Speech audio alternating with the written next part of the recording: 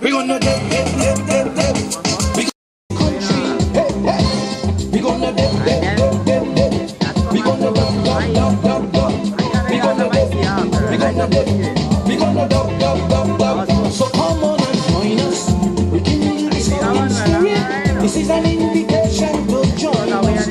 Would make him a good citizen of the future, fostering unity and international brotherhood. In spite of diversity, everything's equally shared. Learn respect for yourself and others for the common good. And the Scout's motto is always be prepared. We gonna dip. We gonna dub. We gonna dip. We gonna dub. We gonna do things that a Scout would nurture, would make him a good citizen of the future. We gonna dip. We gonna dub. We gonna dip. We gonna dub.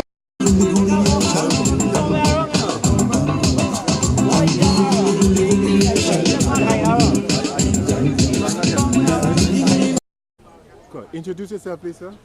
Well, good afternoon. I'm Commodore Anthony Franklin, retired former Chief of Defence Staff. I am the President of the Scout Association of Trinidad and Tobago. Commodore, what's your role? In the Scout Association? Yeah. Okay, there's a national executive that runs the Scout Association, and I am the President, the head of that national executive. We formulate policy for the scouting in Trinidad, and there are a number of individuals in that committee. The National Scout Commissioner is one, but his specific role is about conducting the scouting programs and managing scouting. So we formulate the policies that run Scouting Association. Okay. Go. As people may know, Scouting has been in Trinidad for 100 years. Since 2012, we celebrated our 100th anniversary. We are at the point where we revising the image of Scouting in Trinidad and Tobago. Yes? So this is an opportunity. This camp today is another one of the manifestations of the growing interest in Scouting. Scouting in the Southland has really hardly waned, but we're using this as a really good example of what youngsters can do and what Scouting can do for the young people of our country. Okay. Please introduce yourself, sir. I am Azamuddin Khan, National Scout Commissioner of Trinidad and Tobago. As Commissioner, what is your role, Azam? My role is to ensure that throughout Trinidad and Tobago, the standards that are expected of Scouts are maintained, to ensure that we have a vibrant Scouting community, and that we continue to follow a program that instills the form of discipline, the forms of character that we would like to see in young people. So what's happening here today?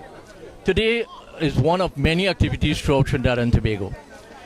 So we are having a camp here where we are displaying what we refer to as gadgets, different things we do with bamboo in our camps. We have obstacle races, the boys and girls are camping. We have a little over 100 persons on camp here today. And to give everybody an exposure of what other troops and districts are doing. Just a while ago I was in Cedrus, where again we have about 100 Cub Scouts camping, where they are also doing a number of activities. We also have this weekend in Sandy Grande, a number of Scouts are camping and doing activities. So ongoing, our boys are involved in character building via the activities and program of the Scout Association. So a number of districts are camping simultaneously. Yes. Could you identify those districts? Well, right now, if we take right here, we have districts from Aruca, we have districts from Port of Spain, we have San Fernando, we have Pinal, we have Pointe-a-Pierre. All these are districts that are camping here. In Sandy Grande, we have a Sandy Grande district camping. And in Citrus, we have persons from Siparia, Erin, Faizabad, Citrus, all camping. And these are just quickly some that happened this weekend. This is ongoing. Outdoor activities and adventure is part of the Scout program. And by instilling in the boys the comradeship of other boys and girls, it builds up for us when we say a Scout is a brother to every other Scout. And not only in Trinidad, but right through the world. Commissioner Khan, would you say that Scouting is dying in relation to decades ago? Oh yes, it's not a question of dying, but certainly the numbers are different. Decades ago, we had a number of persons committed to Scouting, more so our teachers. But one would appreciate that decades ago, if one went to training college as a teacher, that might have been the highlight. Today, training college is just one of the many activities that teachers are involved in.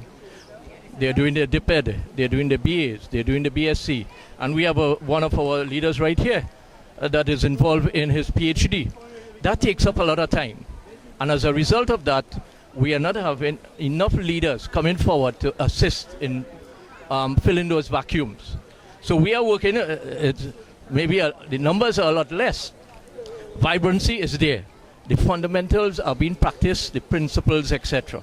And our leaders are giving the best right now. We have about 5,000 Cubs and Scouts in Trinidad, and it is the largest youth movement in Trinidad and Tobago. There's no other youth movement larger than this. For real. This is 5,000 persons we're talking, right? If you have another one, you could tell me, as a youth movement. Commissioner, I came from a Scouting movement. Yes, Alice, I'm well aware of that. In my time, we didn't have the kind of distractions that the young people have today. Do you think the internet age is preventing the growth of the Scouting movement? Not necessarily. The internet age is simply another technology, etc., that is present. We would have had our own ideas, when video games started many years ago, persons say, hey, a new technology. The internet, etc., is just there to assist persons to become better also. A lot of our programs are now geared towards the internet. A lot of our troops also run meetings on the internet that they meet ongoing. And this is more our venture scout units, QRC being one of them, first QRC.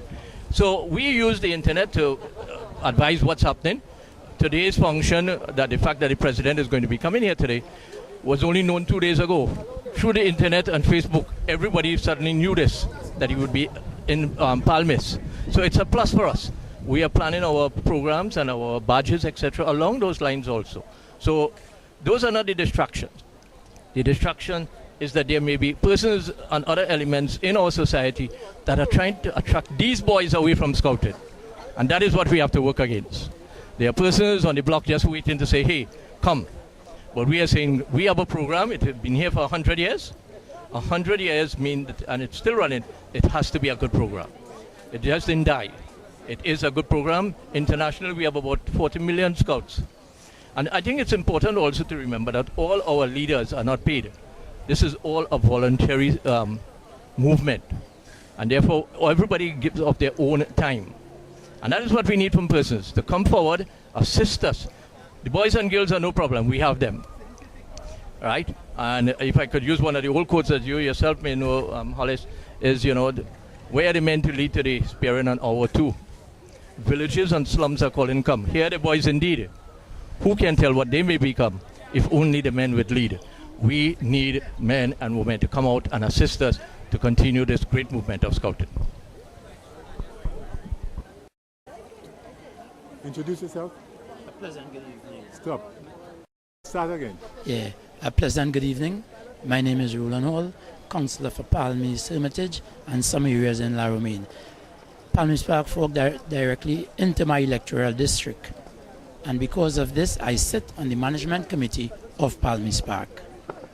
Okay, tell me what is your role in the whole affair here today? Okay, my role in this affair is basically at anything happening in my electoral district, I come here to make sure that everything is being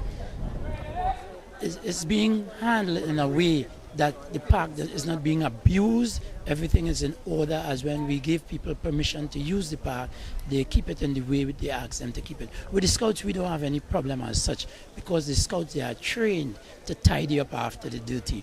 The people we have problem with, some who we give permission, the park is still open house to anybody. Big groups we give permission, small groups fall in, but when they leave the park in a disastrous state. On weekends, there are thousands of people here. On Easter weekend, Carnival weekend, there's much more people here. But the problem is the tidiness and the abuse of the park. The people are still coming and cooking in the tree stumps of the park. When you look around, you see where some of the roots are burnt. They're not removing the garbage. We have two maintenance crew, two people who keep the park well pruned, to some contractors who keep this park coming under the Reforestation Division. They do a fantastic job in maintaining the park during the week, but on weekends they are not here, and people just leave our park here very filthy, and we have it as a concern. Palmiste Park is 44 acres. The part that is basically maintained is 14 acres. And we ask people when they come here to enjoy. The biggest festival takes place here. Last week we had Pagwa. Before that we had Ramlila. Secondly, we had some of the biggest crusades taking place. So it's nice being here.